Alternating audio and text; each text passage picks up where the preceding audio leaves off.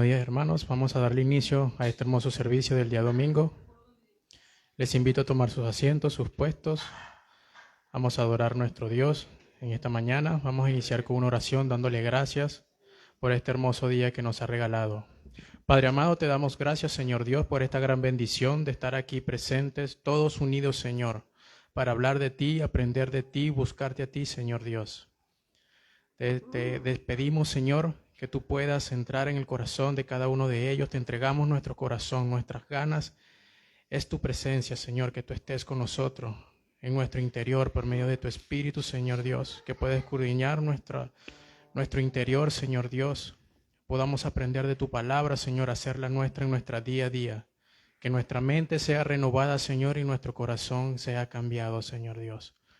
Te damos gracias, Señor, por todos los que estamos aquí presentes, por los que vienen en camino, bendícelos, Señor Dios, en su trayecto. Por los que no pueden venir, bendícelos en sus hogares, bendice a sus familias, Señor, cuídalas, protégelas, Señor Dios.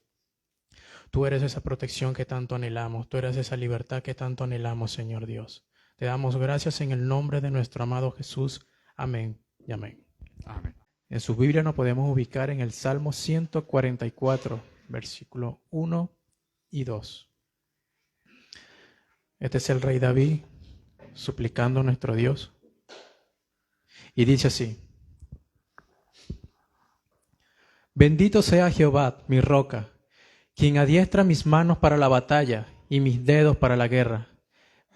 Misericordia mía y mi castillo, fortaleza mía y mi libertador, escudo mío, en quien he confiado, el que sujeta a mi pueblo debajo de mí. Aquí podemos ver nosotros a David realizando esta oración en medio de una gran batalla, en medio de una gran lucha. Dentro del contexto histórico podemos ver que el pueblo era rodeado por muchos enemigos y David estaba en contenta lucha, en constantes batallas. Él le dice a Dios que Él es su protector en medio de esta gran angustia que le estaba asistiendo.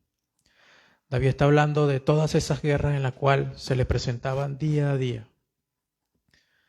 Es algo que nosotros debemos prestar atención en ellas y es algo que debemos aprender. Este salmo vemos a David adorando a Dios dentro de cualquier circunstancia.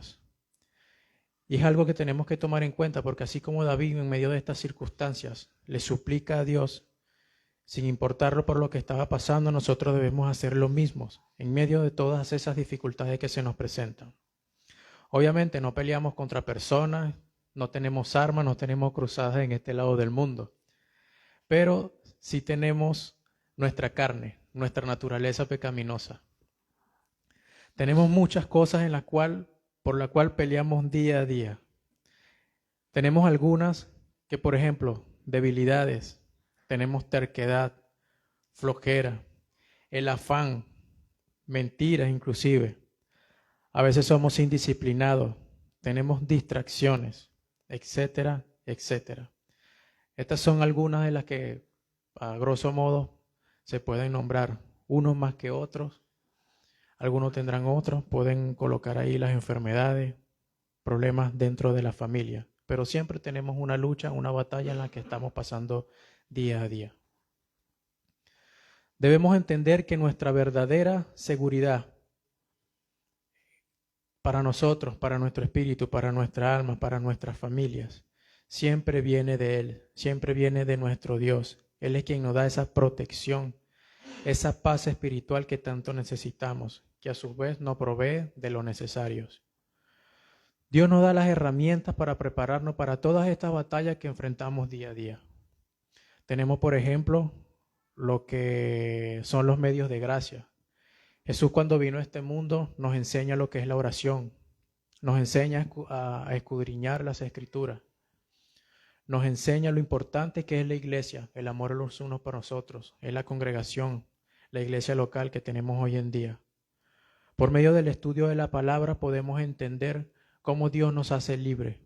Por medio de esta misma podemos comprender lo que Dios nos ha dado, de lo que nos ha quitado, que es el yugo del pecado sobre nuestros hombros. Jesús, esa libertad que tanto hemos estado anhelando, nos da el entendimiento de que somos protegidos, de que somos guardados bajo su manto, bajo su mano.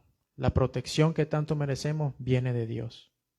Nada, absolutamente nada, podemos lograr en nuestras vidas si no ponemos a Dios delante de todo eso.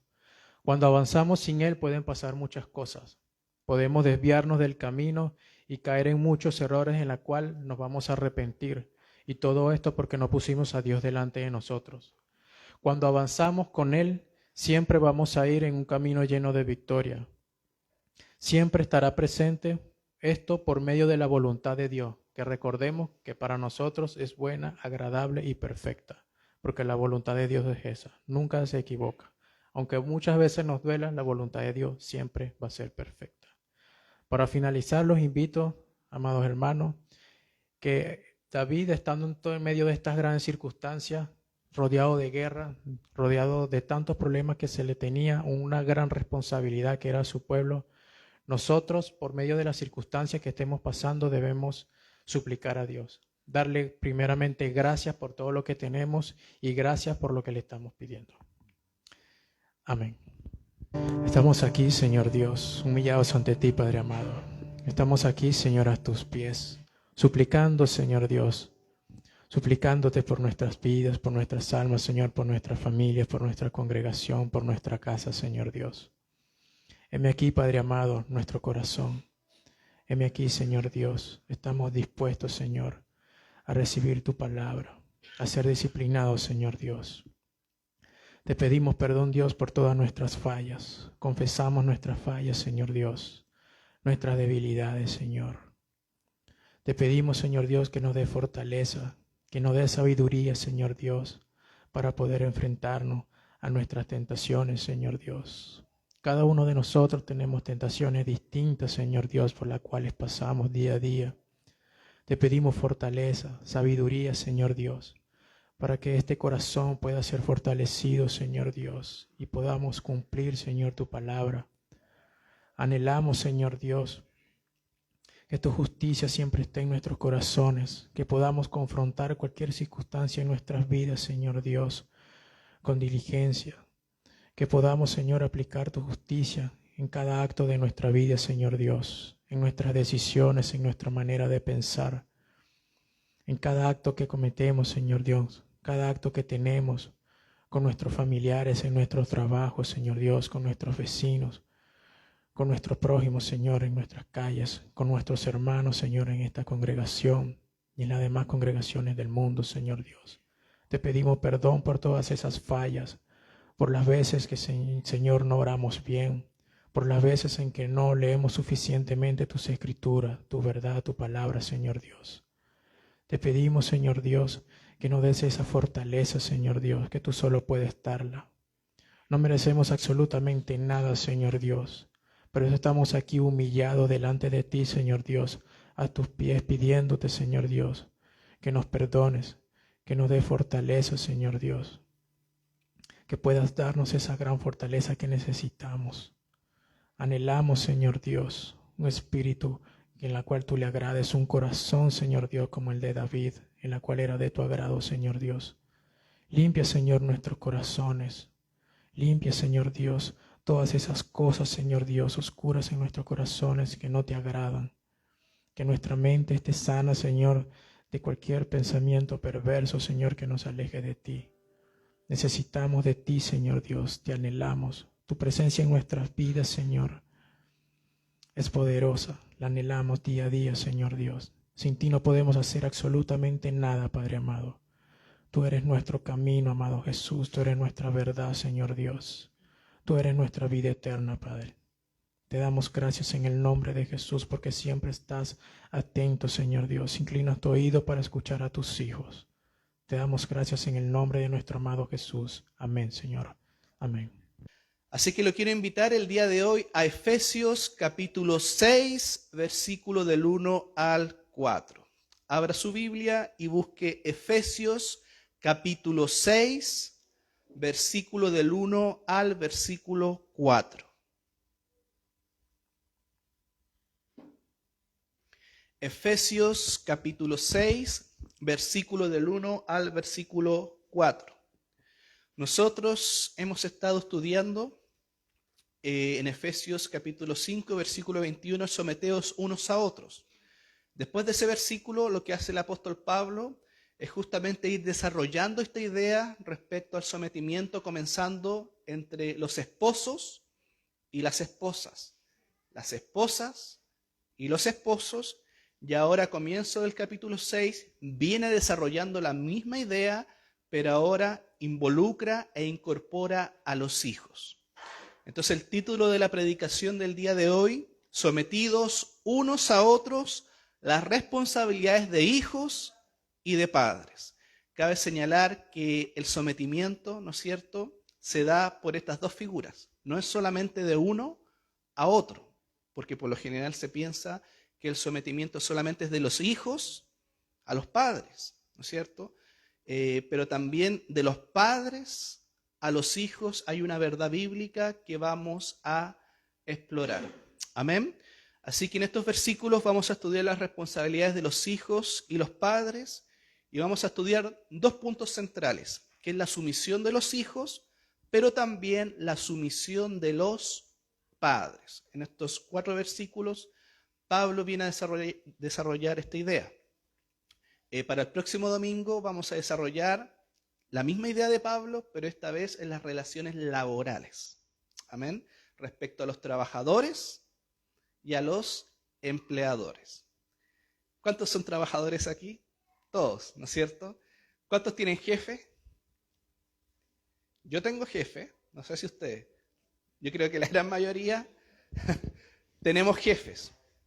Pero la palabra de Dios también tiene mucho que hablar respecto a las relaciones entre trabajadores y empleadores.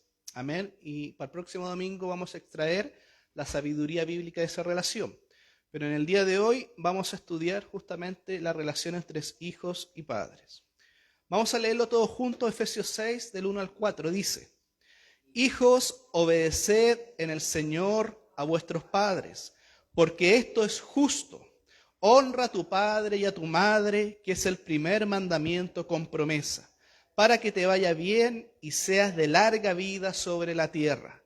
Y vosotros, padres, no provoquéis a ira a vuestros hijos, sino criadlos en disciplina y amonestación del Señor.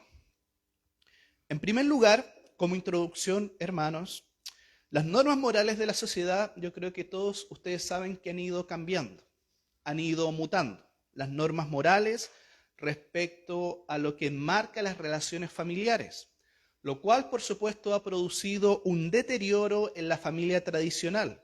Y lamentablemente muchos creyentes, muchas familias, no se les puede diferenciar de una familia cristiana o de una familia incrédula. Porque ahora las familias cristianas han comenzado a adoptar las mismas costumbres de las familias del mundo, respecto al lenguaje soez, al lenguaje vulgar y otras costumbres y tradiciones que tienen este tipo de familias. Y lamentablemente las familias cristianas en muchas ocasiones se han ido adaptando a tal punto que ya no se puede diferenciar entre una familia cristiana y una no cristiana. Cuando nosotros exploramos la palabra de Dios, tanto en el Antiguo como en el Nuevo Testamento, cuando Dios llamó a los hebreos para que fuesen su pueblo escogido, les destinó a ser el pueblo a través del cual, como dice Génesis 12:3, serían benditas todas las familias de la tierra. En el monte Sinaí les comisionó para que sean un reino de sacerdotes y gente santa, apartada para Dios. Y esa verdad ya la podemos ver en el Antiguo Testamento. ¿Por qué? Porque Israel habría de ser una nación de testimonio y un pueblo de testigo para Dios. No recibieron el simple llamado de conocer la verdad, sino que el pueblo de Israel, así como también nosotros, debemos vivir esa verdad y hacer partícipe a nuestra familia para que también vivan esa verdad. No es solamente conocer tú la verdad de manera individual y decir, Dios me habló a través de su palabra, conozco cómo se hace esto, conozco la doctrina, sino que la palabra de Dios nos invita a incorporar a nuestra familia para que también viva en la verdad bíblica. no solamente uno individualmente, sino que también hacer partícipe justamente a la familia en todo este tipo de cosas. Y para lograr ese cometido, el primer paso es simplemente la promulgación o la predicación de la verdad. ¿Y en qué consistía? En transmitirla a los hijos, ¿verdad? A la nueva generación. Deuteronomio 6:7 dice: y las repetirás a tus hijos, hablarás de ellas estando en tu casa y andando por el camino y al acostarte y cuando te levantes. ¿Qué quiere decir este versículo? Que constantemente los padres debían hablar acerca de las cosas de Dios a sus hijos, de tal manera que el conocimiento de Dios y el conocimiento del Señor se convirtiera en una realidad propia de la familia. Entonces hay una responsabilidad para cada padre y para cada madre. Mire lo que dice Deuteronomio 6:7, las repetirás a tus hijos. ¿Estamos repitiendo la palabra de Dios a nuestros hijos o simplemente repitiendo lo que está de moda o la cultura que está de moda? ¿Verdad? Entonces el versículo enfatiza: estando en tu casa, andando por el camino e incluso al acostarte. ¿Verdad? Lo que tiene que ver cuando oramos con nuestros hijos, cuando le enseñamos la palabra. Vamos a orar antes de comer, cosas tan sencillas. Vamos a orar antes de comer, vamos a orar antes de dormir, vamos a orar antes que te vayas al colegio. Así de manera muy simple, ¿verdad? Pero es un continuo repetir la palabra de nuestro Señor. No obstante, desde el tiempo de la caída del ser humano, esto también ha plagado de problemas y de todo tipo de problemas a la familia. Porque la caída, ¿no es cierto?, de Adán y Eva, que repercutió en la raza humana, no solamente fue para un hombre, sino que fue para toda la raza humana, y las familias también están incorporadas en esta maldición de la caída de la raza humana cuando el pecado, ¿no es cierto?, entra al mundo. Entonces, por eso las familias también tienen diversos tipos de problemas. Problemas interrelacionales, ¿no es cierto?, falta de acuerdos, malos entendidos, y así pudiéramos ir sumando los problemas de la familia tradicional. Porque la familia no está excluida de la maldición de la caída del hombre. En segundo lugar, Dios mandó a Moisés a que dijera a Israel, en Levítico 18, no haréis como hacen en la tierra de Egipto, en la cual morasteis, ni haréis como hacen en la tierra de Canaán, a la cual yo os conduzco, ni andaréis en sus estatutos, mis ordenanzas pondréis por obra, y mis estatutos guardaréis, o también se traduce como obedeceréis, andando en ellos, yo, Jehová, a vuestro Dios. En otras palabras, el pueblo de Dios debía ser diferente y distinguible a lo que hacían los otros pueblos en ese tiempo. ¿Qué hacían el pueblo de Egipto? Adoraba a dioses falsos. Las familias estaban constituidas por diferentes tradiciones paganas. Pero Dios manda al pueblo de Israel para que sea un pueblo diferente, que se pueda distinguir, totalmente separado de los caminos del mundo y no imitando sus costumbres. ¿Se da cuenta? Los saqué de Egipto, pero no los saqué para que siguieran haciendo las mismas cosas que los egipcios, sino que los saqué para que guardaran, para que obedecieran, para que escucharan la palabra de Dios, no imitando las costumbres de esos pueblos paganos. Entonces, si usted se da cuenta, ya desde el Antiguo Testamento Dios pone énfasis justamente en las familias que deben adorar solamente un Dios, y eso trae como consecuencia que las familias sean distinguibles de una familia incrédula o de una familia pagana. Ahora, otro factor principal, y lamentablemente lo digo, de la destrucción de la familia, tiene que ver con la perversa filosofía humanista que enseñan en los colegios a los niños. Yo creo que usted está totalmente entendido respecto a esto. Y lamentablemente la familia tiene varios enemigos. Y uno de los enemigos es la educación secular o la educación humanista, que le dicen al niño o a la niña: debes liberarte, ¿no es cierto? Si tú sientes ser algo, tienes que serlo.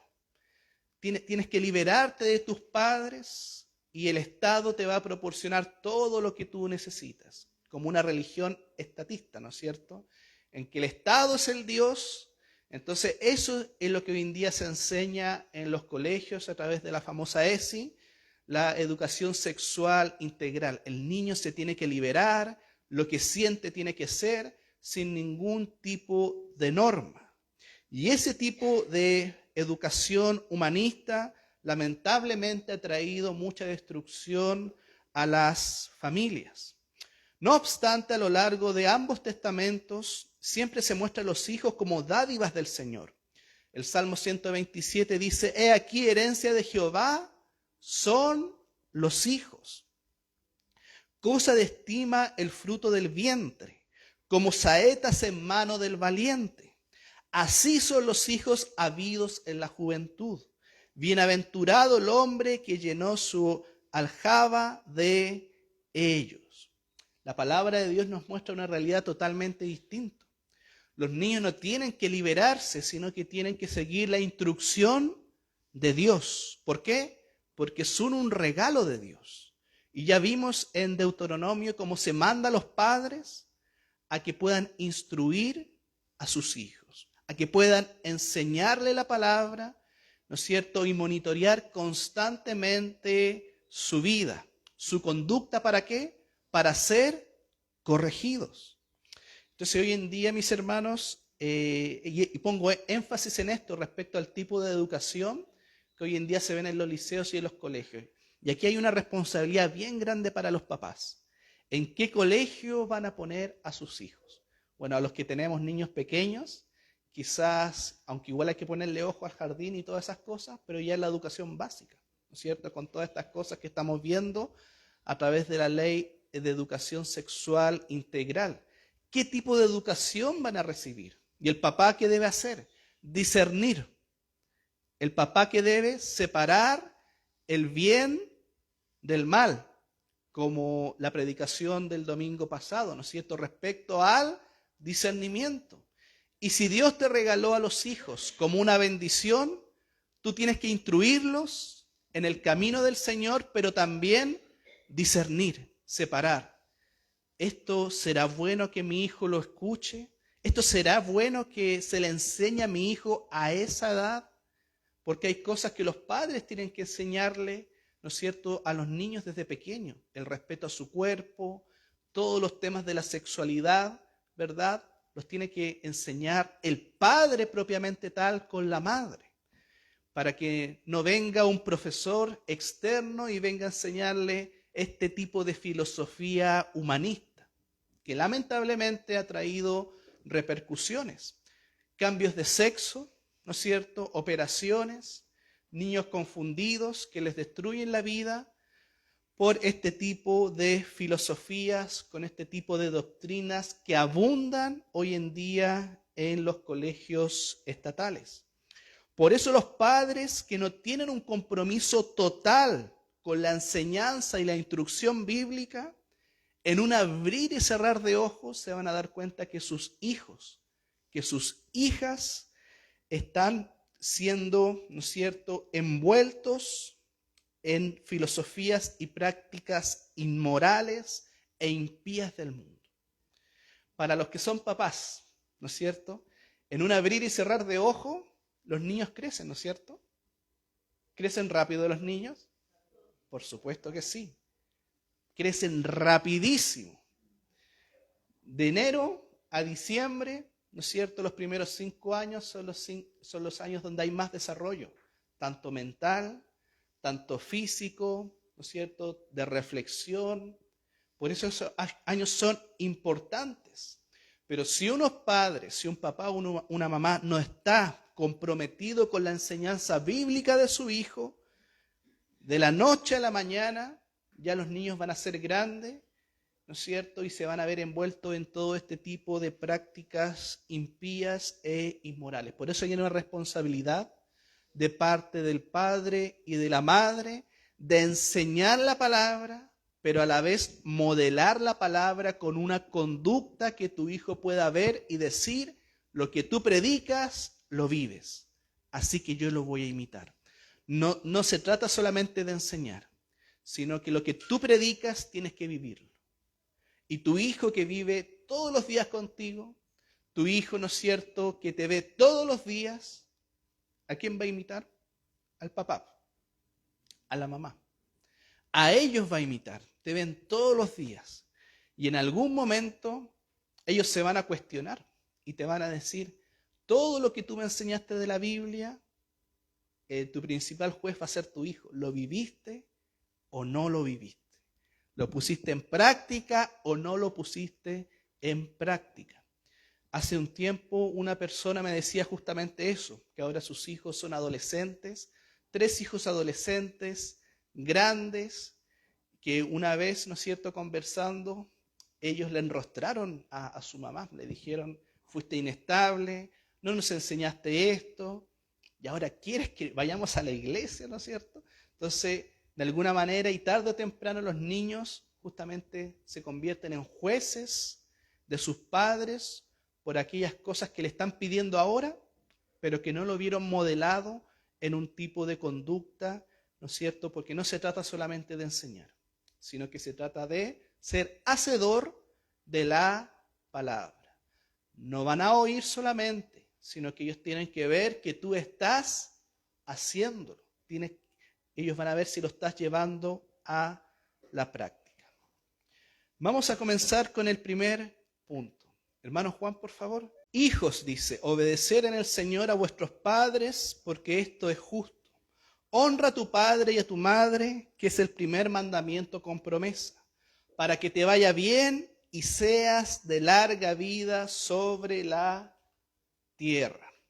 Vamos a desmenuzar este versículo, la palabra hijos. ¿Qué se refiere con la palabra hijos? Se refiere a todo hijo que ya sea que viva en el techo de la mamá o no viva bajo el techo de la mamá. Los hijos que no viven con los padres, de igual manera tienen que respetar a sus padres y obedecerlos y honrarlos, ¿no es cierto? No importa si no viven o no viven con tu papá. La palabra obedecer viene del griego, upakouo, que significa escuchar desde abajo. La palabra obedecer significa escuchar desde abajo, es decir, el hijo escucha con atención total y responde de manera positiva a lo que se escucha. Se refiere a una actitud de respeto, porque yo estoy escuchando desde abajo a mi madre o a mi padre y soy sensible a la sabiduría, al consejo y el bienestar que me está transmitiendo mi padre y mi madre. Por eso la palabra obedecer, ¿no es cierto?, en su raíz griega justamente apunta a eso. Escuchar desde abajo, someterme, ¿no es cierto?, tener una sensibilidad a la sabiduría que me está transmitiendo mi madre o me está transmitiendo mi padre. Para los que son padres, ¿no es cierto?, para los que vamos avanzando en la vida, de los 30 a los 40, de los 40 a los 50, sí o no que se va uno acumulando sabiduría. ¿Sí? ¿Usted a medida que va creciendo y cumpliendo años siente que va acumulando sabiduría? Yo creo que todos vamos acumulando sabiduría, pero para los que somos padres, ¿no es cierto?, esa sabiduría, sobre todo si es una sabiduría celestial, es sumamente valiosa para transmitirla a nuestros hijos. Pero aquí, ¿no es cierto?, hay una responsabilidad del hijo. ¿Cuál es? Obedecer, escuchar desde abajo, ser sensibles a lo que te está diciendo tu mamá. No vayas por allá, anda por el otro lado. Ser sensible justamente a ese consejo. No tener un corazón duro y decirle al papá o a la mamá: ¿qué me vas a enseñar tú? Lo típico, ¿no es cierto? ¿Qué me vas a enseñar tú? Te quedaste en el pasado, te quedaste en otro ciclo. te quedaste en otras costumbres, ahora es todo más moderno. No es así, porque el corazón del humano, del hombre, es igual de pecador que hace años atrás, que hace siglos atrás. Y la sabiduría, mis hermanos, es necesaria justamente para vivir de manera piadosa. Por eso la palabra obedecer nos habla de una sensibilidad que todos como hijos tenemos que tener. A pesar, ¿no es cierto?, que podamos estar casados y con hijos, para los que tienen sus padres vivos es una bendición, ¿sí o no? Es una bendición tener a tus padres vivos. Y esto también se aplica para los que ya tenemos hijos, hicimos nuestra vida, nos casamos. Tenemos que tener en alta estima el consejo que nos pueda dar nuestro padre o nuestra madre.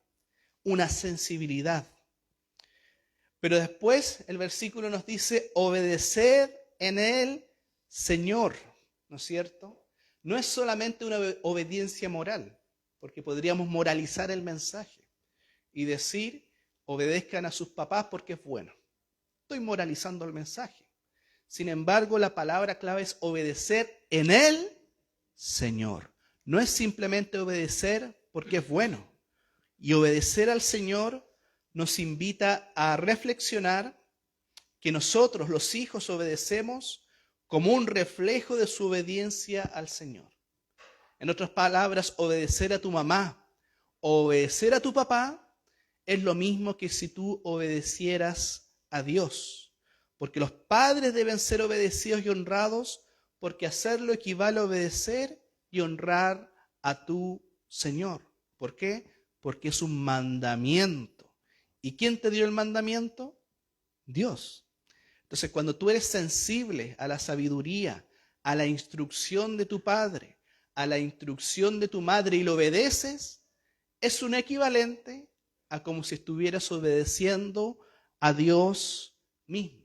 Ahora, por supuesto, que tenemos que discernir que no todas las cosas de nuestros padres tienen que ser obedecidas, ¿no es cierto? No todas las cosas que nos diga tenemos que obedecerlas. Hay un límite, porque no podemos obedecer lo malo.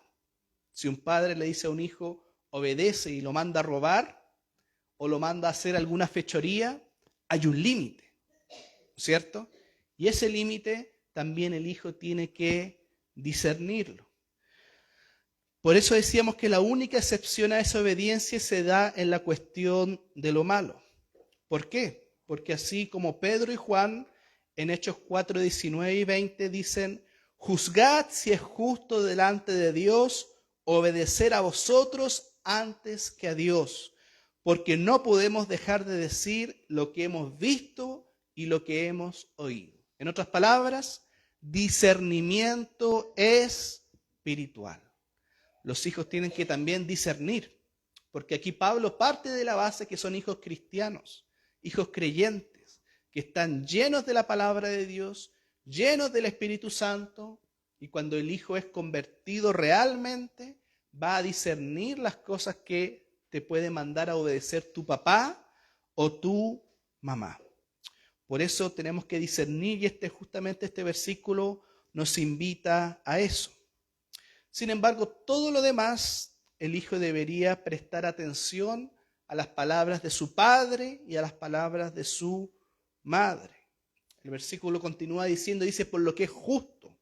La razón básica por la que los hijos obedecen a sus padres es porque es justo, es recto delante de Dios. Y un mandamiento de Dios no se basa en estudios ni psicológicos, ni en estudios, ¿no es cierto?, moralistas o de evidencia o de teoría humana, sino que solamente se obedece porque es un mandamiento de Dios. Y los mandamientos de Dios no pasan por el escrutinio o por el análisis, ¿no es cierto?, psicológico del mundo, sino que se obedecen en virtud de que es un mandamiento, porque es la norma que Dios ha establecido de justicia y de rectitud moral.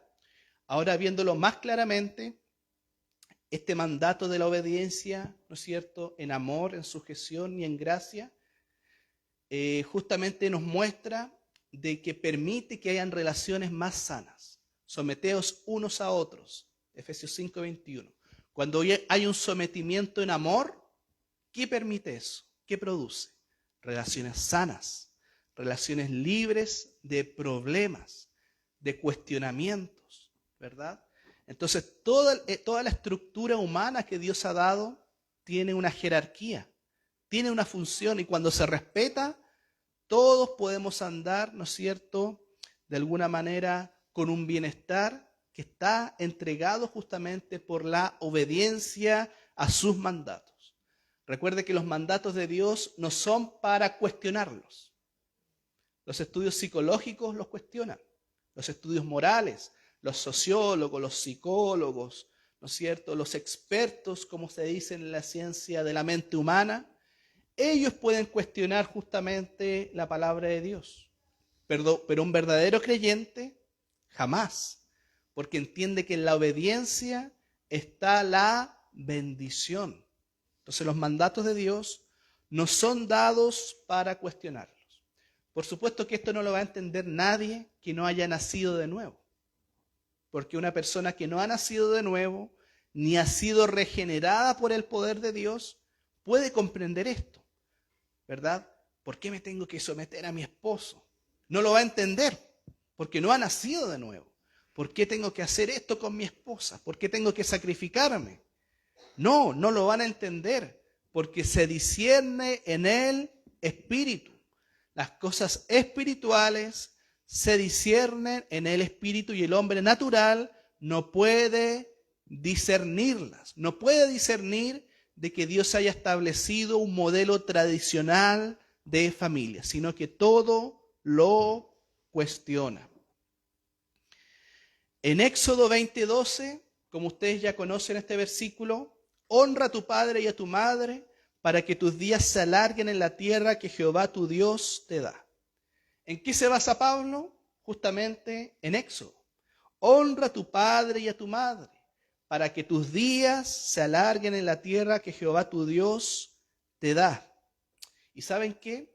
Este es el único mandamiento de los 10 que se relaciona con la familia.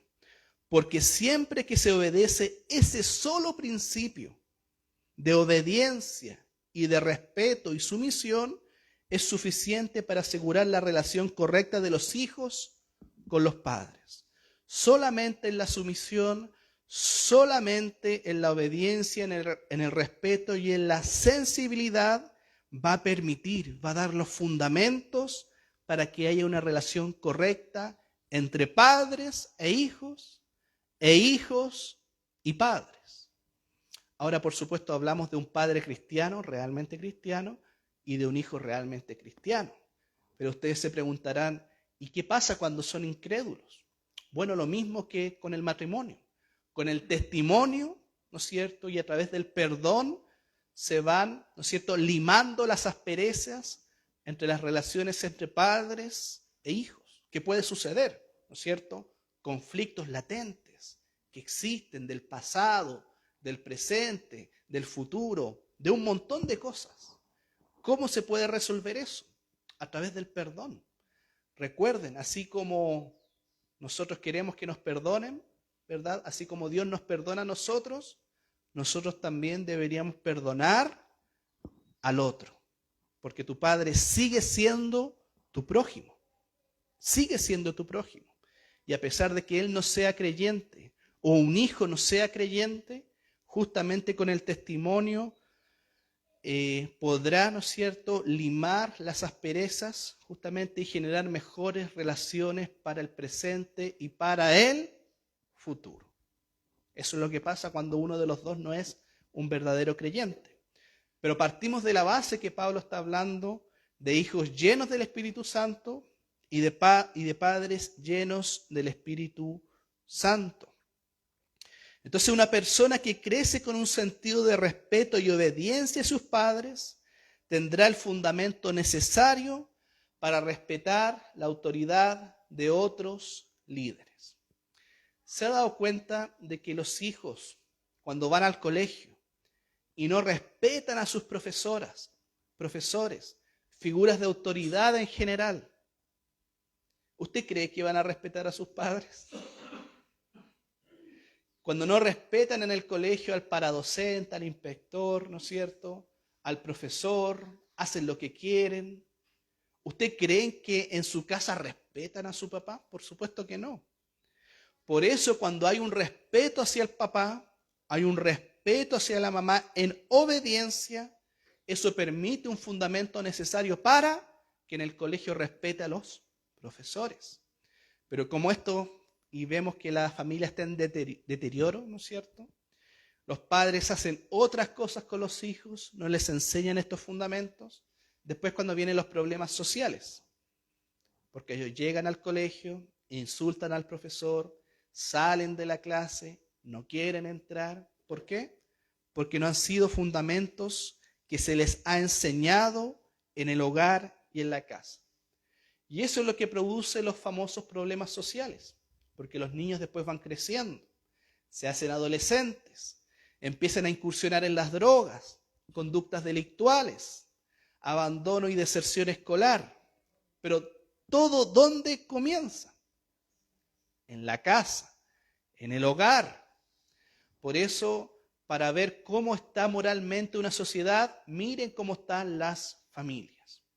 Yo me acuerdo que hace mucho tiempo Estados Unidos, ustedes sabían que Estados Unidos fue colonizado por los puritanos. Los puritanos eran hombres que viajaron de Inglaterra, que tenían la palabra en alta estima. De ahí vienen los devocionales familiares. ¿Ha escuchado ese concepto? Devocionales familiares. Vienen de los puritanos, que enseñaban la palabra en familia, hacían un culto familiar, con los hijos, con las esposas, etc. Ellos son los que colonizaron Estados Unidos, ¿no es cierto? Y al ser colonizado Estados Unidos, ¿usted sabe lo que pasó? Estados Unidos empezó a desarrollarse con la palabra de Dios como fundamento. Ahí encontramos el billete del dólar. ¿Alguien sabe lo que dice el billete de dólar americano?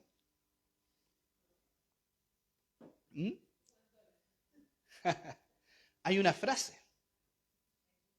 En Dios confiamos. We God, we trust. ¿No es cierto? En Dios confiamos. ¿Y por qué pusieron en Dios confiaron? Es justamente por la historia de la colonización de los puritanos en el terreno de Estados Unidos. La Constitución americana también nombra a Dios en muchos apartados. ¿Pero por qué? Porque es la influencia que tuvieron estos hombres en el desarrollo de la nacionalidad norteamericana. Y ustedes sabían que en los años 40, 30, 20 Estados Unidos fue un país, o fue el país más poderoso del mundo. Ahora, por supuesto, Estados Unidos está en decadencia, ¿no es cierto? Ya no pelea o ya no da competencia como lo daba antes en materia económica, cultural. Ahora son los rusos, los chinos, etc. Pero en esos tiempos Estados Unidos era el país, ¿no es cierto?, más rico de todo el mundo, más bendecido. Pero esa bendición, ¿de dónde surgió? De poner la palabra de Dios, ¿no es cierto?, en el centro de la nación, por esta influencia de los puritanos que colonizaron justamente el territorio de Estados Unidos. Acá en Chile no, acá en Chile fueron los mapuches, los zonas, ¿no es cierto?, que tenían tradiciones paganas, dioses por allá, el sol, la siembra, etcétera, la luna. Hubiera sido de bendición, ¿no es cierto?, ser colonizados nosotros por ese tipo de familias, hombres y mujeres que pusieran la palabra de Dios en alta estima, ¿no es cierto? Sin embargo, ¿no es cierto?, este principio es fundamental, esencial para las relaciones humanas dentro de una sociedad. Y cuando un niño aprende a obedecer y a respetar en la casa a su familia, eso se va a notar en el colegio. Incluso los profesores tienen una frase, ¿no es cierto?, que justamente habla de esto. Si quieres saber cómo un niño es en su casa, ¿no es cierto?, mira cómo se comporta en la sala de clases. Porque el niño es el reflejo de lo que hace en la sala de clases, de lo que es en su casa. Es el reflejo. Es como un espejo, ¿no es cierto?, en ese sentido. Entonces justamente viene a manifestar todos los valores que Dios ha establecido en su palabra. Ahora un antiguo proverbio chino dice lo siguiente: una generación planta los árboles y la siguiente recibe la sombra. Una generación de hombres y mujeres planta árboles, pero ¿quién recibe la sombra de esos árboles? La siguiente generación. Nos habla de que los hijos criados en familias cristianas son bendecidos con el fruto de árboles espirituales plantados muchos años atrás por sus padres e incluso abuelos que eran creyentes, y logran transformar su entorno en el momento indicado. Cada uno de nosotros que estamos acá, alguien plantó la palabra de Dios. En su caso, mis hermanos, ¿quién plantó la palabra de Dios en sus vidas cuando eran niños? Abuelo, ¿quién más? Vecino, padres. ¿Quién plantó? ¿Qué padre plantó? Su mamá. Hermano Juan, también sus padres. Hermana Carla, su mamá. Hermana Fátima, su suegra. Usted, su papá. Hermana Carol, también vecino. El hermano Carlos, papá. Hermana Ide, ¿se acuerda? Su hermana, ¿no es cierto? Pero ¿qué habla de eso de relaciones familiares? ¿No es cierto? En donde justamente se planta la semilla de la palabra de Dios y quizás no en el momento dio frutos, quizás muchos años después dio fruto, ¿no es cierto? La palabra de Dios plantada en el corazón de cada uno de nosotros. El hermano Marco fue la mamá, me parece, ¿no es cierto? Que también plantó la palabra de Dios en su corazón. ¿No es cierto? En mi caso también fue mi mamá. Entonces, si usted se da cuenta, los hijos criados en familias cristianas son bendecidos porque alguien plantó la palabra de Dios en su corazón y en su tiempo ese árbol creció, dio fruto y dio sombra.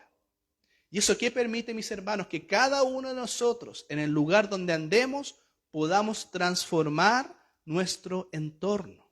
Porque cada uno de nosotros andamos por diferentes partes.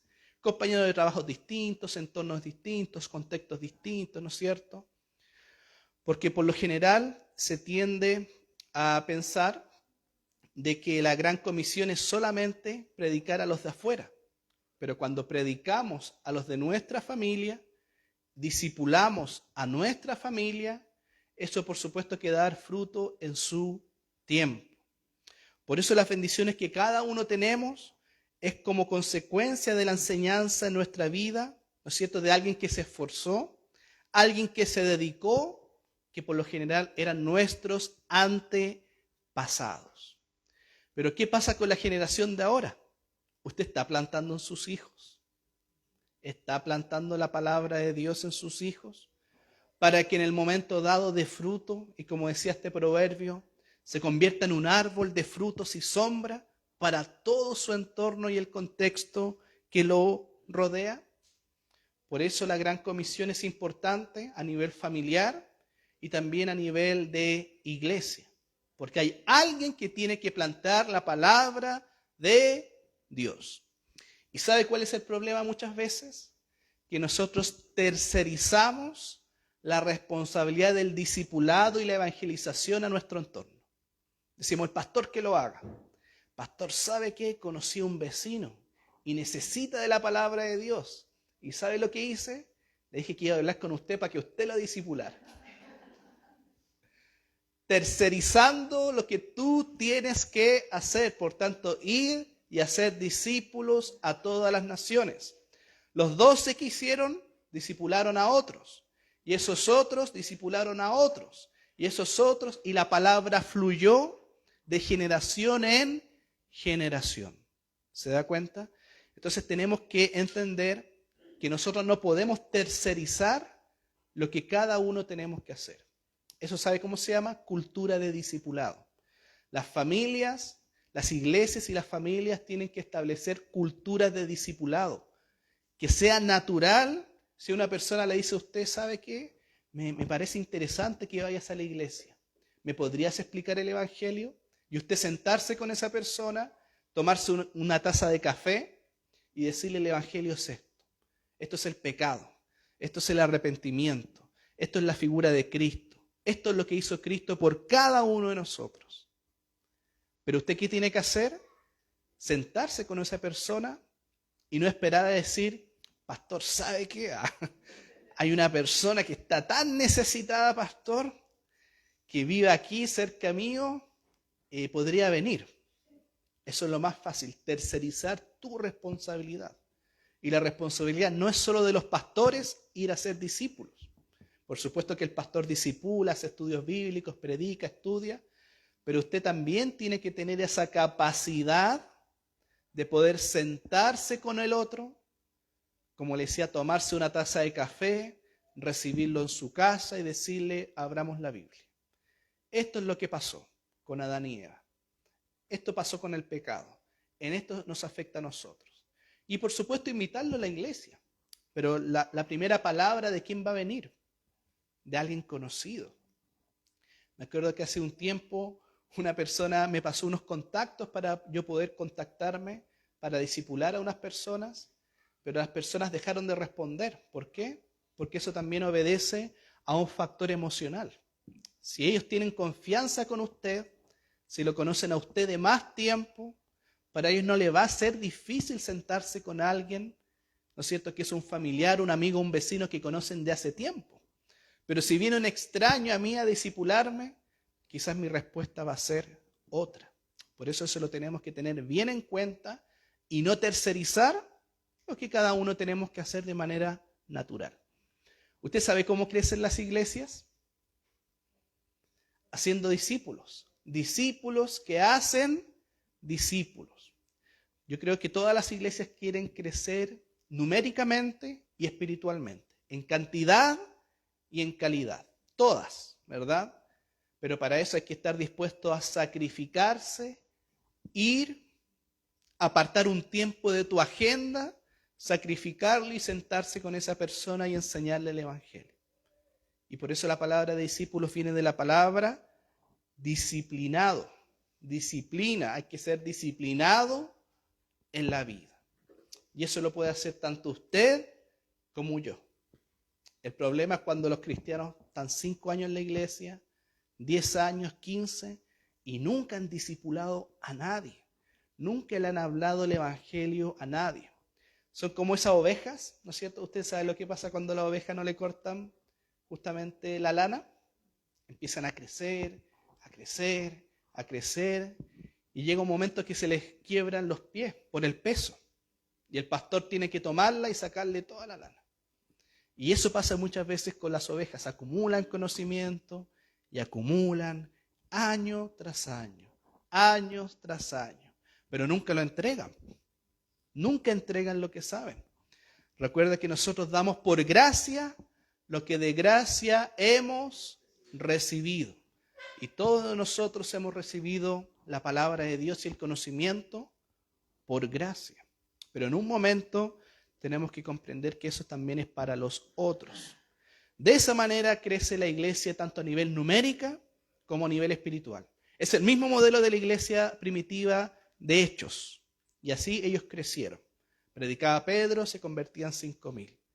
Y de esos 5.000 salía uno, viajaba a su pueblo, ¿y qué hacía? Le predicaba a su pueblo. Y esa era la estrategia que se usaba en el antiguo mundo. Por eso Pablo iba a las grandes metrópolis, Grecia, Roma, que eran las capitales donde se vendía y se transaban bienes. ¿Saben por qué? Porque llevaban gente de todos los lugares. Y si tú le predicabas a alguien el evangelio, él iba a llegar la palabra a su pueblo, a su casa, que quizás a 20 kilómetros, a 50 kilómetros, e iba a predicar el evangelio. Esa era la estrategia que Dios entregó, ¿no es cierto?, a los apóstoles en su tiempo. Pero tenemos que ser capaces de justamente predicarles las verdades a las personas necesitadas que vemos a nuestro alrededor. Ahora, un hijo obediente trae felicidad y tranquilidad a los padres, pero un hijo desobediente, todo lo contrario. Proverbios 10:1, tristeza de su madre. El 17:21, desdicha y destrucción a sus padres y vergüenza para ambos. Entonces un hijo, ¿no es cierto?, tiene la responsabilidad de obedecer en el Señor, con sumisión y con amor a sus padres. Finalmente el versículo termina diciendo: honra a tu padre y a tu madre para que te vaya bien y sean de larga vida sobre la tierra. Originalmente es un versículo de Éxodo y, como todos sabemos, era una promesa dada al pueblo de Israel. Pero Pablo la vuelve a traer a colación, ¿no es cierto? Y la trae en Efesios. ¿Qué significa? Que la promesa original, si bien estuvo para Israel, hoy en día, ¿no es cierto?, una familia, para que le vaya bien, vivan en armonía y en amor y sumisión mutuos, gozará justamente de parte de Dios estas bendiciones cuando ellos les va bien, cuando ellos pueden obedecer. ¿Por qué? Porque se generan relaciones estables, de confianza, de sumisión, de piedad, de un corazón sensible. Entonces, por eso dice el versículo después la promesa: honra a tu padre y a tu madre, que es el primer mandamiento, para que te vaya bien. ¿Cómo te va a ir bien? Porque al honrar a tu padre y a tu madre, las relaciones, ¿no es cierto?, justamente van a estar suavizadas por el amor, por el respeto. Pero ¿qué pasa cuando el hijo insulta al padre, trata mal al padre, lo desprecia, ¿verdad?, y un montón de cosas? No son relaciones suavizadas, sino que hay ahí enemistad, problemáticas. Por eso este mandamiento nos enseña para que te vaya bien. ¿Y cómo nos va bien? Con relaciones fructíferas, sanas. ¿Usted cree que a una familia le va a ir bien si pasan peleando? ¿Usted está en medio de familias que pasan peleando? A mí me pasa mucho. Cuando hago visitas domiciliarias a los usuarios que atiendo, son familias multiproblemáticas que tienen un montón de problemas. Y cuando llego a la casa, ¿no es cierto?, a veces, no siempre, pasa, pero no siempre, empiezan a pelear ahí mismo, ¿no es cierto? Es incómodo, porque el hijo pelea con la mamá, la hija que es adolescente con el papá, y un montón de cosas, pero es incómodo. Pero ¿cómo le va bien a una familia? Cuando la familia tiene relaciones armónicas, suavizadas por el amor, donde no están estas peleas constantes. Por eso el versículo: para que te vaya bien, honra a tu padre y a tu madre. No se puede sacar nada bueno de una relación, como se dicen, tóxicas. ¿Conoces esas relaciones tóxicas? Donde pasan peleando, pasan, ¿no es cierto?, en discusiones, pleitos. Y después el versículo dice: y sean largos, ¿no es cierto?, tus días sobre la tierra. Cuando el hijo honra al padre y honra a la madre, siempre va a tener una mejor calidad de vida. ¿Por qué? Porque esa honra justamente va a permitir que viva mejor y crezca en sabiduría. Porque al honrar a tu papá y a tu mamá, va a permitir que tu papá te pueda ver a ti, ¿no es cierto?, como un hijo amado, ¿verdad? Las relaciones van a estar mejores y eso emocionalmente te va a estabilizar. Porque el amor, uno de los efectos, es que te abraza, ¿no es cierto? El amor te estabiliza emocionalmente, ¿no es cierto? Y la calidad de vida del hijo mejora. Pero si no honra a su padre, no lo obedece, no lo toma en cuenta, no lo llama, no tiene contacto con él, la calidad de vida del hijo comienza a disminuir y viceversa. En segundo lugar, la sumisión de los padres. Hermano Argenis, por favor. Y vosotros, padres, no provoquéis a ira a vuestros hijos, sino criadlos en disciplina y amonestación del Señor. En primer lugar, vimos la sumisión de los hijos, las responsabilidades de los hijos. Pero ahora vamos a estudiar la sumisión de los padres. ¿Qué nos dice la palabra de Dios? Ahora esta es una palabra para los padres, una responsabilidad para los padres. No provoquen a ira a vuestros hijos, sino críenlos en disciplina y amonestación del Señor. En primer lugar, hay un mandato negativo acá. Y el mandato negativo es: no provoquen a ira a sus hijos. ¿Qué significa no provocar a ira?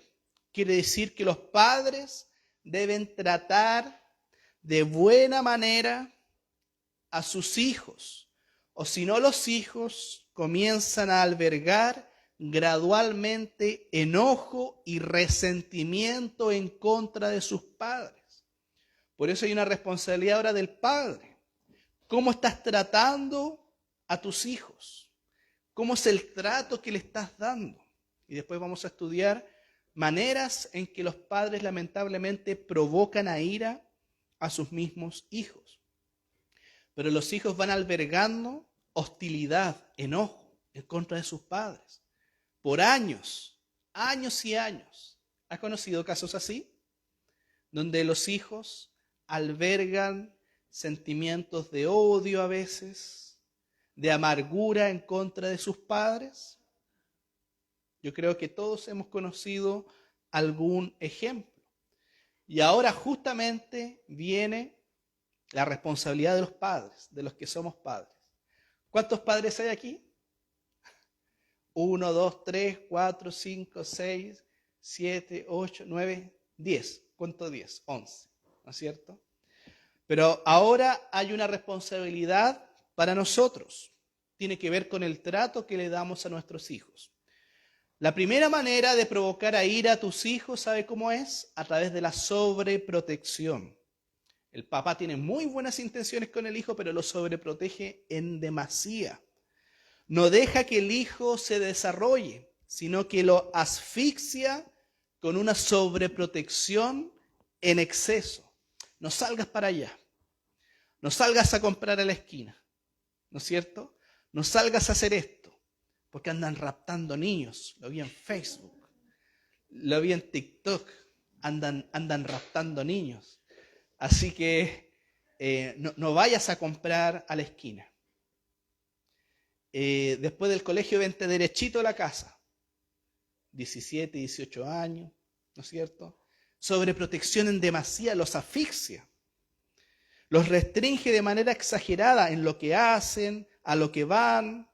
No les dan confianza para que ellos se desarrollen como personas, sino que constantemente están bajo el amparo de la mamá. Y esa sobreprotección es una manera de provocar a tus hijos. No voy a ninguna parte si mi mamá no va. 16, 17 años o incluso más, ¿no es cierto? Con 40 años, con mi mamá, ¿no es cierto? Solo con mi mamá. Mamita, mamita. Si me caso, voy con mi mamá. Sobreprotección en demasía. Y claro, hay buenas intenciones del papá, pero no son buenas, porque estás provocando a ira a tus hijos, porque en algún momento tus hijos se van a dar cuenta: ¿por qué no me desarrollé antes como persona?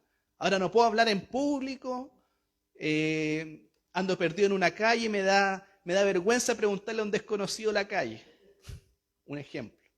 Porque siempre andaba con mi mamita. Y mi mamá acá, mi mamá allá. Nunca se desarrolló. Por eso los hijos necesitan ser guiados con cuidado. Acatar, por supuesto, ciertas restricciones. Pero también los padres deben entender que ellos son seres humanos, individuales. Y deben aprender a tomar decisiones por su cuenta. Otros dicen: mi mamá me viste, ¿no es cierto? Me compra la ropa. 20, 30 años, 40. No voy a ninguna parte sin mi mamá o mi papá. Digo mamá porque aquí en Latinoamérica es el contexto más inmediato, ¿no es cierto? La relación entre las mamás y los hijos.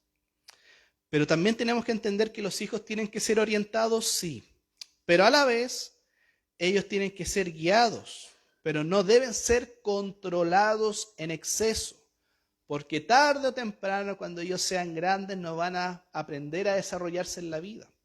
Porque como dice el dicho, la mamá no va a estar contigo para siempre. ¿Y qué va a pasar cuando tu mamá ya no esté en este mundo? Y todo lo hacías con tu papá o con tu mamá. ¿cómo te vas a desarrollar? ¿Cómo vas a comenzar a adquirir responsabilidades en la vida? No voy a trabajar si mi mamá no va conmigo. Ese ya son extremos ya, pero aunque usted no lo creen, pasa mucho. El trabajo, la universidad. Y yo les digo que pasa porque yo trabajo en esto. Yo trabajo con familias y aunque hay cosas muy irrisorias, hay cosas muy fantasiosas, pero la realidad supera a la ficción, lamentablemente. Y me toca verlo constantemente. Entonces, la primera manera de provocar a tus hijos con ira es la sobreprotección en exceso.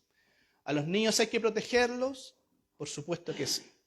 Pero también hay una edad. Es distinto proteger a un niño de 2 años, ¿no es cierto? Por ejemplo, el Vicente, no toques al perro, no toques al gato, a proteger a un niño, a un adolescente de 17, 16 años.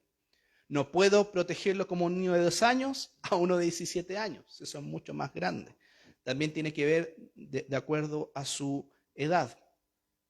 Otra manera en que los padres provocan a ira a sus hijos es a través del favoritismo, ¿no es cierto? Lamentablemente. Cuando tienen 2, 3 hijos, siempre hay comparaciones. Mira, tu hermano tiene tu misma edad y ya, ¿no es cierto?, estudió una carrera, tiene mayor independencia, el favoritismo.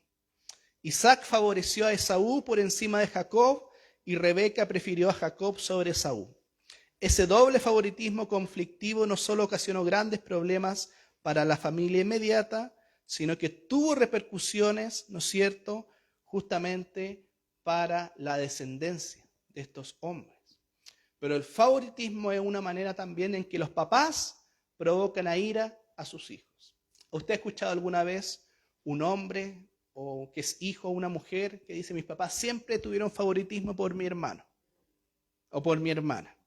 Esa es una manera de provocar ira, que se van albergando raíces de amargura, ¿no es cierto? Porque a los dos, si bien son, por supuesto, personas distintas, pero habían favoritismo en la comida, en la ropa, dónde vamos con dónde vamos con este otro.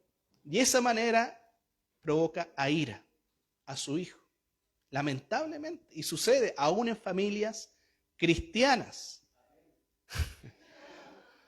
¿Por qué? Porque justamente eso va albergando raíces de amargura. Y después cuando son grandes, no, yo corté toda relación con mis papás. ¿Y por qué? Porque siempre privilegiaron a mi hermana. Porque mi hermana era la inteligente, era la linda, era acá, era allá, esto y lo otro. ¿No es cierto? Pero lamentablemente eso provoca a ira a tus hijos. Crecen con amargura, crecen con resentimiento, ¿no es cierto? Y el hecho de que los padres comparen a sus hijos unos con otros, sobre todo en presencia de ellos, puede ser devastador para el hijo menor o el que tiene quizás menos talento o tiene otras características. Y tiene una tendencia al desánimo, tiene tendencia al resentimiento, tiene tendencia al aislamiento social, tiene tendencia a la amargura. Por eso después cuando son grandes no se pueden relacionar normalmente con otras personas, porque siempre está eso dentro de ellos. La tercera manera de provocar a ira a tus hijos tiene que ver con el empuje excesivo hacia el logro de metas, por fuera de los límites razonables. ¿No es cierto? Cuando los papás le dicen a los hijos: yo siempre soñé en ser médico, así que tú tenés que ser médico.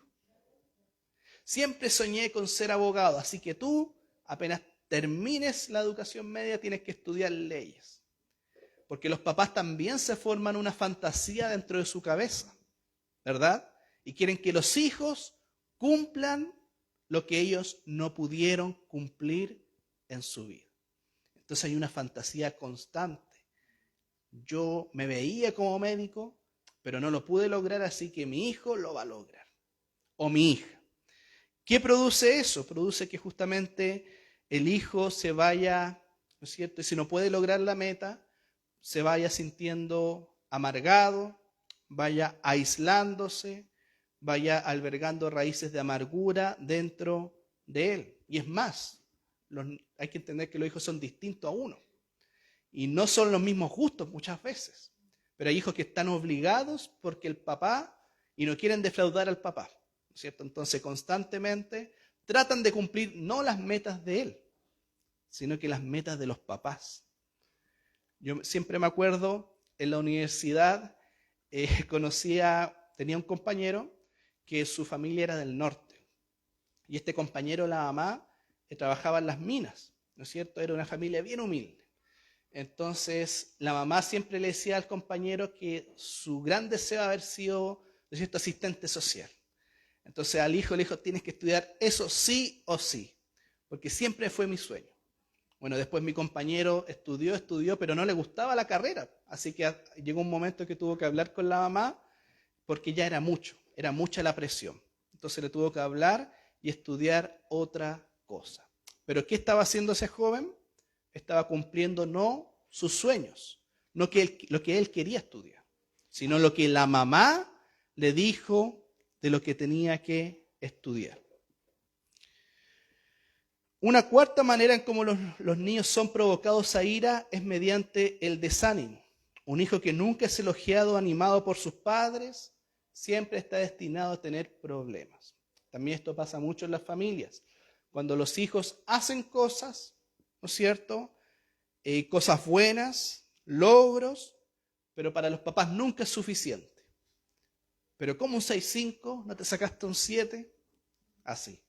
Y aunque usted no lo crea, existen familias que son muy exigentes y nunca celebran los logros de los hijos. Es más, les dice que nunca fueron suficientes, ¿no es cierto? Y que nunca lograron lo máximo o lo mejor. ¿Qué va a pasar con este hijo? Va a perder la esperanza y se convencerá de que es incapaz de hacer cualquier bien otra cosa. Entonces también tenemos que tomar en cuenta que esta es una cuarta manera de provocar a ira a los hijos, mediante el desánimo. ¿Cómo que terminaste la carrera? No lo terminaste en primer lugar si tenías que ser el mejor. Entonces constantemente desánimo. ¿Qué pasa con los niños? ¿Qué pasa con los jóvenes? ¿Qué pasa con los hijos?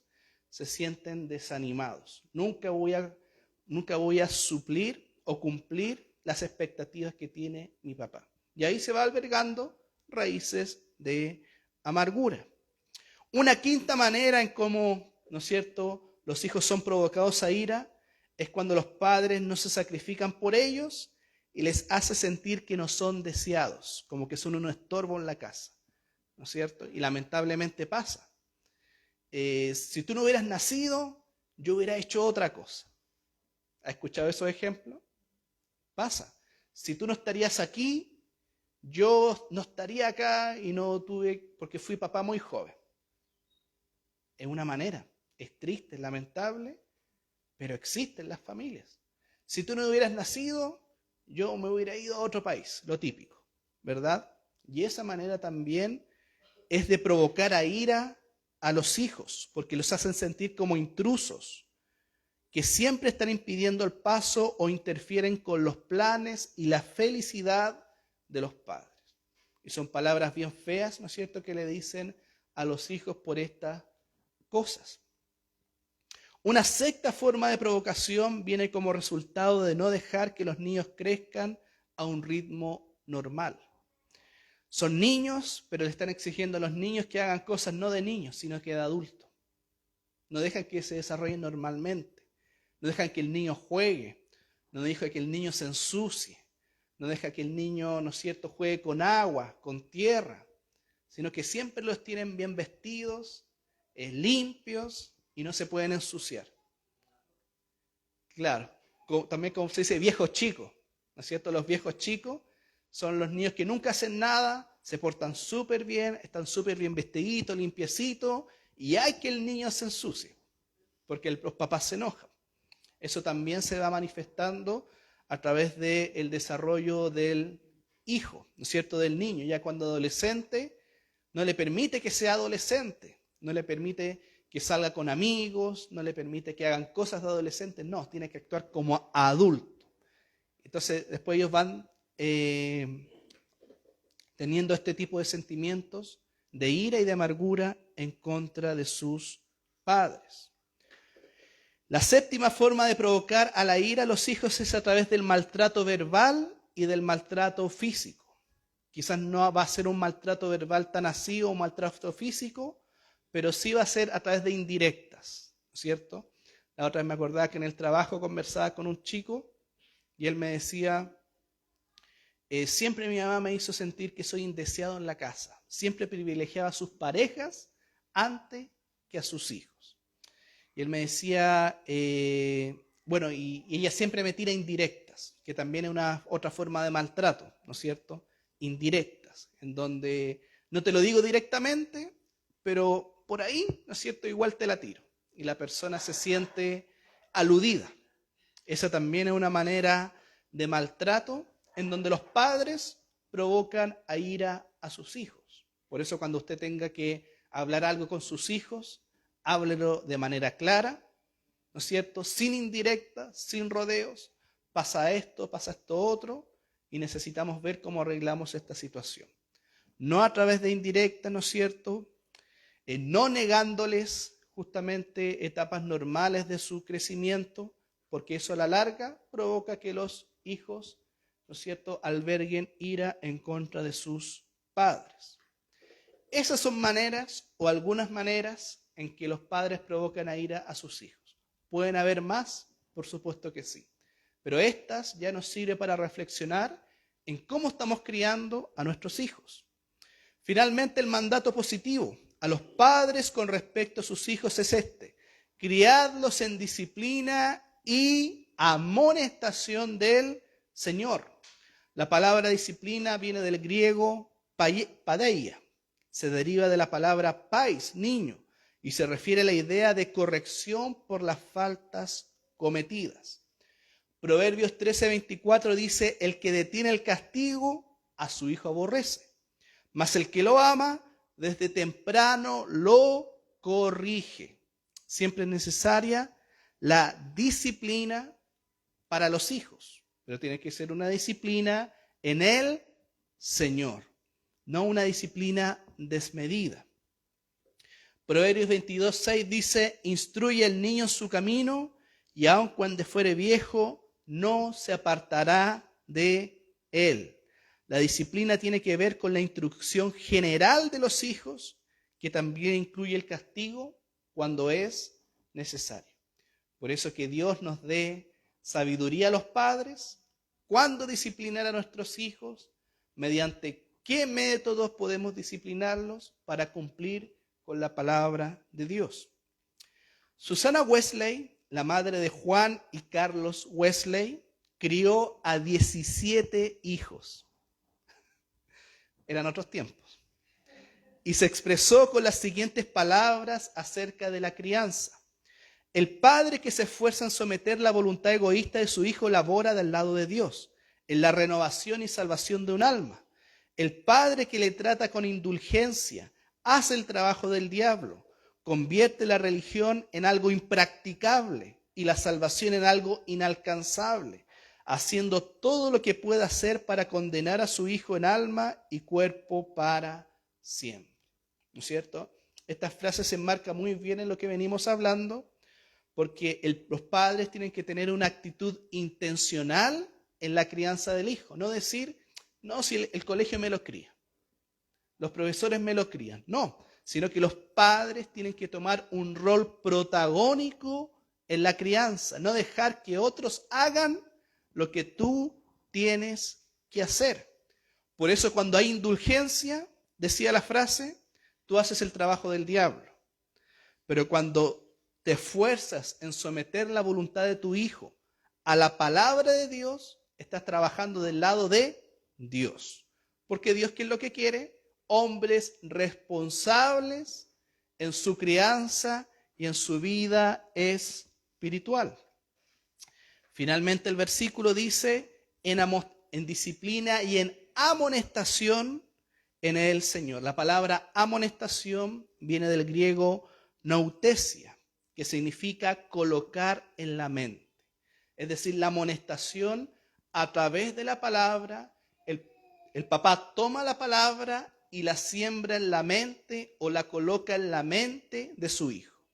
Y a la vez, espera que la palabra vaya transformando el comportamiento de su hijo, pero ahí viene también la disciplina para monitorear cuál es la conducta del hijo, para monitorear, ¿no es cierto?, lo que está haciendo.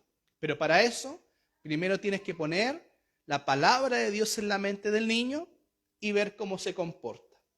Y cuando se comporta mal, corregirlo, y cuando se comporta bien, felicitarlo. Y así poco a poco los niños van creciendo. La clave para una disciplina y amonestación justas y correctas consiste en colocar en la mente del niño la palabra y después velar por su comportamiento, a fin de corregirlo si es necesario. Entonces, ¿cuál es la responsabilidad del papá? Poner la palabra de Dios en la mente del niño. Nadie más lo va a hacer, ¿no es cierto? La responsabilidad principal ¿de quién es? De los padres. Y después los padres van viendo su comportamiento. Obviamente van a desobedecer porque tienen una naturaleza corrompida, sí, lo van a hacer, pero ahí va a estar el papá para corregir justamente la conducta del niño. Amén.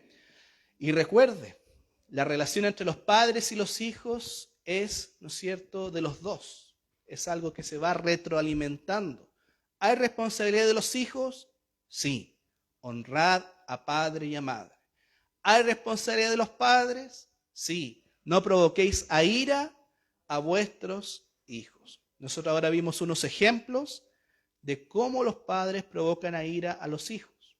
Por lo tanto, si es un padre cristiano, debería evitar justamente todo este tipo de ejemplos. ¿Para qué?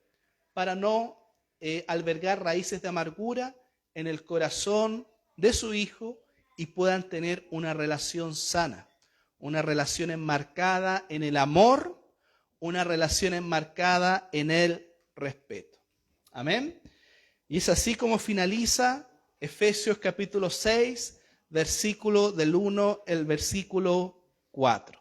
Así que esperamos que la palabra de Dios le haya hablado a los padres que están aquí presentes. Amén. Para que puedan criar a sus hijos, ¿no es cierto?, en el temor y en la instrucción del Señor. ¿No es una tarea fácil? No. Pero tenemos la palabra, tenemos la iglesia, ¿no es cierto?, tenemos apoyos que Cristo mismo nos ha dado. ¿Usted sabe por qué nosotros presentamos a los niños? ¿Alguien se ha preguntado por qué presentamos a los niños? ¿Ya? La presentación de niños básicamente es un compromiso de los papás con Dios, de instruir a los niños en la palabra. Y para eso la iglesia es un apoyo, para apoyar a los padres, pero es un compromiso. Por eso no cualquiera debería presentar a sus hijos, porque se está comprometiendo con Dios. ¿A qué? A instruir a tu hijo, ¿cierto? Entonces no es solamente como se hace en la iglesia católica, en que se bautiza o hace la primera confirmación y después no vuelve nunca más a la iglesia, sino que es un compromiso constante. Amén. Así que vamos a ponernos de pie para orar y darle gracias al Señor por esta palabra. Amén. Y posteriormente pasar a la Santa Cena. Padre amado, en el nombre de Jesús, te damos gracias por esta tu palabra. Te damos gracias, Señor, porque tú nos hablas mediante ella. Tú, Señor, nos hablas en tu palabra de que toda la palabra es inspirada para instruir en justicia, para corregir los caminos, Señor, de tus hijos. Ayúdanos, Padre amado, a ser fieles en la crianza de los hijos. Incluso los hermanos que no tienen hijos, que puedan adoptar, comprender esta enseñanza para en su momento dado aplicarla. Ayúdanos, Señor, a comprender esta palabra, a aplicarla y a ser fieles, porque no solamente quieres que individuos separados vivan en tu verdad, sino que ellos también puedan instruir a sus familias, puedan ayudar a sus familias a comprender la belleza del Evangelio. Muchas gracias, Padre amado, en el nombre de Jesús. Amén y amén.